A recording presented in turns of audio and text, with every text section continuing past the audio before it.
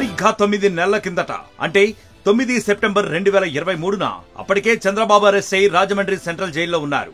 చంద్రబాబును కలిసేందుకు వెళ్లాలని జనసేనాని పవన్ కళ్యాణ్ నిర్ణయించుకున్నారు. ఇందుకు ఆ రోజు రాత్రి రోడ్డు మార్గం గుండా వెళ్తుండగా విజయవాడలోని గరికపాడు చెక్పోస్ట్ వద్ద పోలీసులు ఒక్కసారిగా పవన్ కళ్యాణ్ ను అడ్డుకున్నారు. ఆ రాత్రి జనసేన అధినేతను ఎంతకు ముందుకు వెళ్లనివ్వలేదు. పవన్ కళ్యాణ్ ను పోలీసులు అడ్డుకున్న విషయాన్ని తెలుసుకున్న జనసేన కార్యకర్తలు నిమిషాల్లోనే వేలాది మంది అక్కడికి చేరుకున్నారు. దీంతో అక్కడ ఉద్రిక్త వాతావరణం చోటు చేసుకుంది. చివరికి పవన్ కళ్యాణ్ రాజమండ్రి సెంట్రల్ జైలుకు కాకుండా మంగళగిరికి వెళ్లాలని నిర్ణయించుకున్నారు.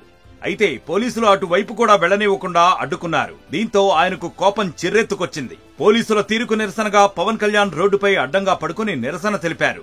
ఈ ఘటన రాష్ట్రం మొత్తాన్ని ఉలిక్కిపడేలా చేసింది. ఆ రోజు పవన్ కళ్యాణ్ ను అడ్డుకోవడమే జగన్ చేసిన తప్పిదమని, అప్పటి వరకు ఉన్న ఏపీ రాజకీయాలు శర వేగంగా మారిపోయాయని, ఈ ఘటనే జగన్ ప్రభుత్వం పడిపోయేలా చేసిందనే కామెంట్లు ప్రస్తుతం సోషల్ మీడియాలో వైరల్ అవుతున్నాయి.